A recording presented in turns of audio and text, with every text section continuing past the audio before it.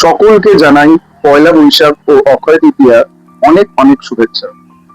অনেকদিন পর আবারও চলে এলাম চিকেনের একটা নতুন রেসিপি নিয়ে তোমাদের কাছে।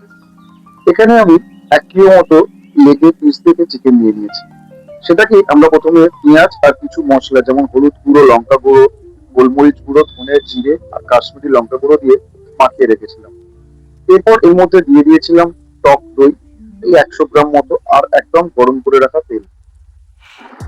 এই ম্যারিনেটটা আমরা 8 ঘন্টার জন্য রেখে দিয়েছিলাম। এরপর একটা মাটির হাঁড়ি নিয়েছিলাম।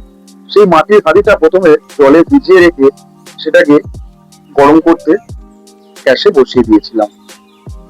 হাঁড়িটা গরম হয়ে যাওয়ার পর তাতে দিয়ে দিয়েছিলাম আগে থেকে গরম করে রাখা তেল। এরপর এর মধ্যে দিয়ে দিয়েছিলাম গোটা গরম মশলা।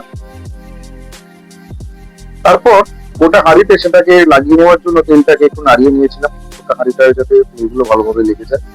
আর দিয়েছিলাম কাশ্মীরি লঙ্কা গুঁড়ো।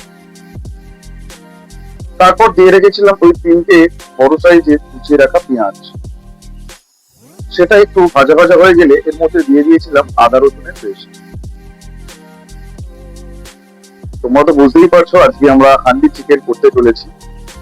তারপর এই সমস্ত কিছু ভালোভাবে ভাজা হয়ে গেলে এর মধ্যে দিয়ে দেবো ওই ম্যারিনেট করা চিকেনটা। সেটাকেই একটু ভালোভাবে নাড়িয়ে নিতে হবে।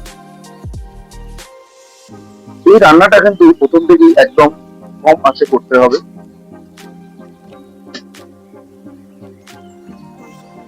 যে আমি এখানটা নাড়াতে পারছিলাম না বলে মা একটু এসে নাড়িয়ে দিয়েছিল হাঁড়িটা, যাতে মশলাগুলো বেশ ভালোভাবেই সবকিছুর সঙ্গে মিশে যায়।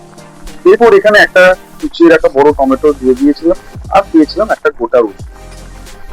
এর সঙ্গে কিছু আমরা মশলা অ্যাড করেছিলাম, যেমন গরম মশলার গুঁড়ো আর কসুরি মেথি।